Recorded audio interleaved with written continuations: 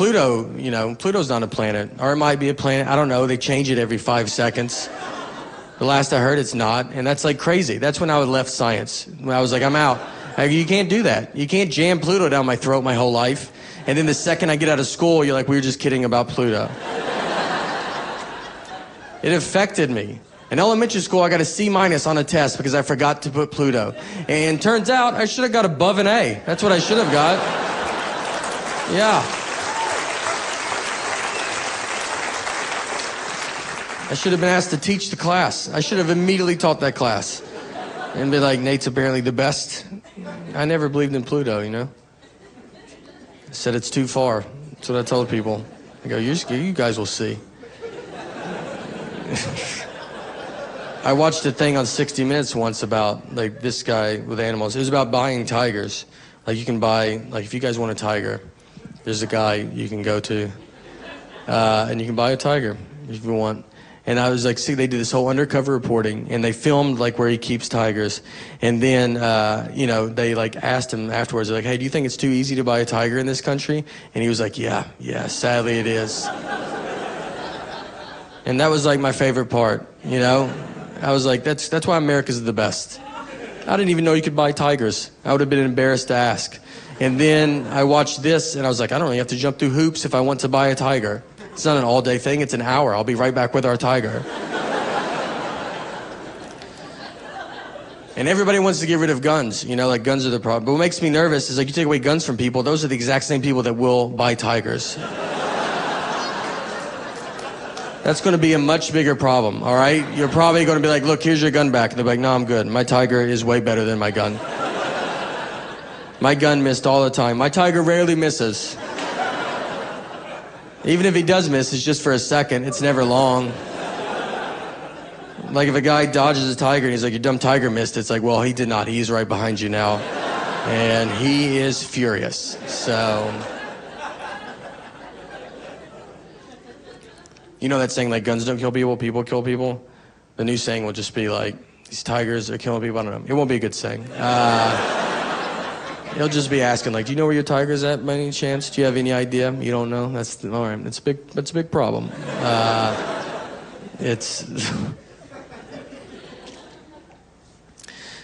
I love doing comedy, though. It's great. The show's almost over, just so you guys know. I like to let everybody know where we're at. We're about done. I think it makes you feel better when you're like, all right, thanks. Like how many movies you go to and then you're just like, geez, this is taking forever. And if a guy like popped in the screen and was like, it's about to wrap.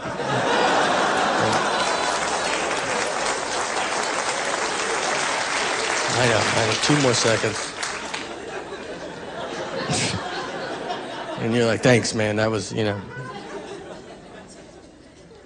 I love doing comedy. There was a time I was going to quit. I was going to quit early on. I tried, then there was no one to quit to. No one. Here's why I do it. I think why. My dad is an entertainer as well. He's a magician. Still is a magician. Started as a clown. Just, you know, I don't want to come off like I come from some rich magic family. And I'm better than you guys. He paid his dues, his clown dues. It's weird when your dad's a clown. It's weird every day. I never trusted clowns, you know? Like, have you ever been yelled at by a clown? I have. Do you know how confusing that is to get screamed at by a guy who's got a smile painted on his face? You're like, is this not the same clown those kids are going to see outside? He was a clown till I was about 12 and 13. And that's about as long as you want your dad to be a clown. When you're 6 and 7, there's perks. Absolutely. By the time you get 12 and 13, kids at school are like, is he still doing that? You're like, you know, off and on. Was over the saying one fell swoop. Just over that saying. My wife and I, hold on, this is the last one. I just hear one in the background. Because you hear it from a far distance. And then it's like, he's going that way. Does it sound like he's going the other way, right? All right. Y'all are like, we don't even hear it, and I'm just up here. I mean, just haunts me for the rest of my life. every show, we're back and doing theaters, and I'm like, is that a helicopter? You guys hear a helicopter? And they're like, inside the building? I'm like, yeah, do you hear it? Does everybody hear it? Everybody get down. Everybody quiet down. Is that a helicopter in this?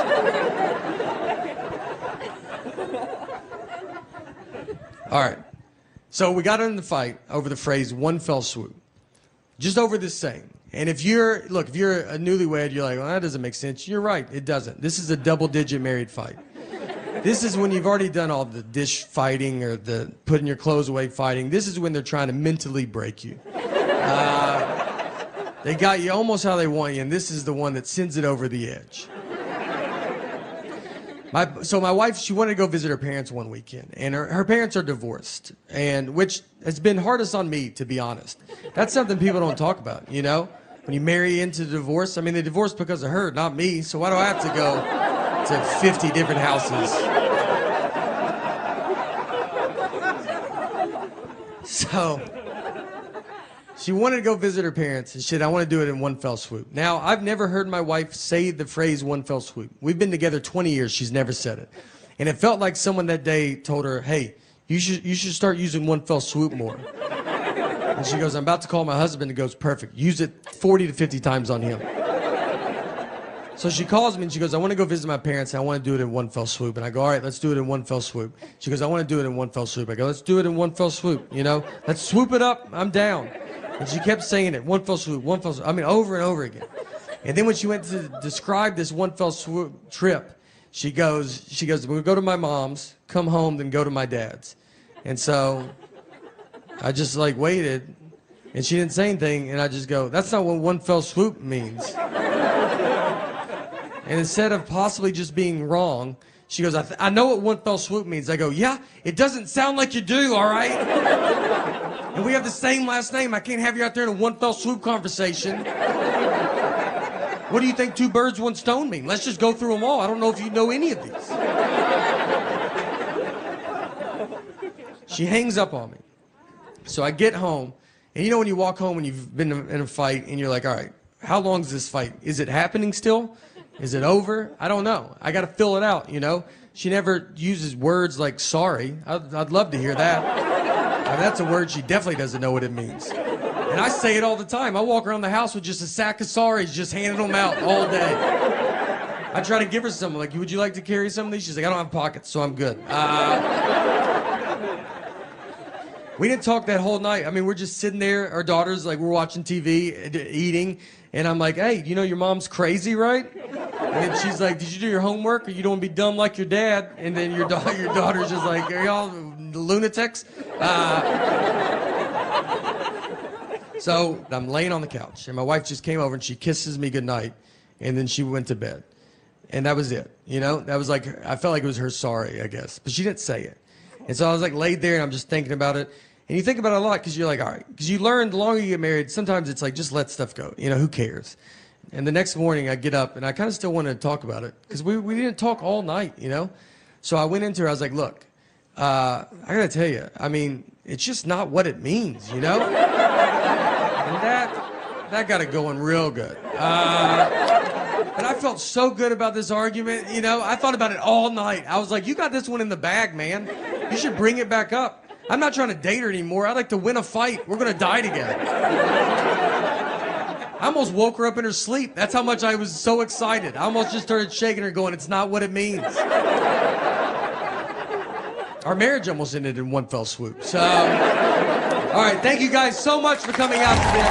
Truly appreciate it. You might not even know you have it on your phone. It's worse than what the government's doing. I would rather the government track me than her. She just calls me, why are you at Krispy Kreme donuts? I'm like, look, I'm not going to live like this, all right? If I want donuts, I'm not going to lock my phone in a gym locker and go pay cash for donuts.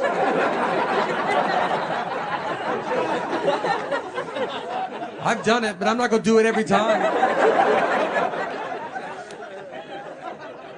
God forbid I go to a store she has a coupon for. I mean, I'll be walking into the parking lot, just get a call, don't buy anything, I have a coupon. I'm like, do you think I'm going to come home and get that coupon? Is that what you think's about to happen?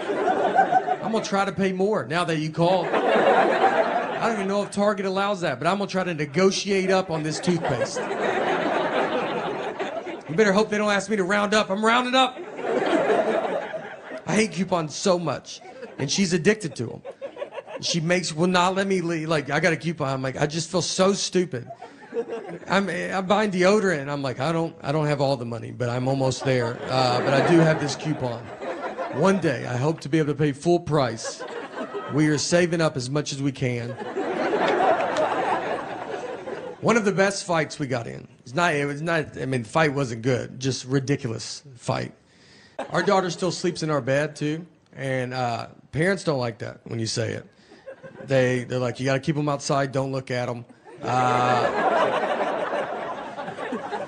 It's my fault. So we had a kid late in life. We have one kid, and so we're kind of hitting all the sites. And when I get home, travel a bunch, and I get home, I'd want us to all sleep in the bed together. And I've kind of built up a habit now, and it's happening.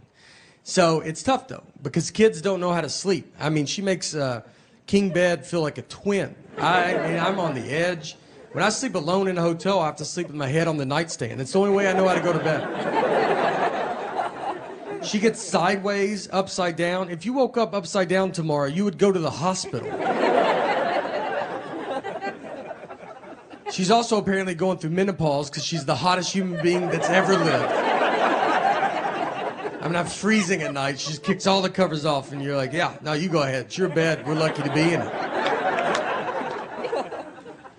She's got to get out at some point, I don't know. She'll be 37 years old. Hey, can I get in the bed with you guys? Her kids are upstairs asleep in their bed. Her husband left a while ago. He ain't gonna put up with that.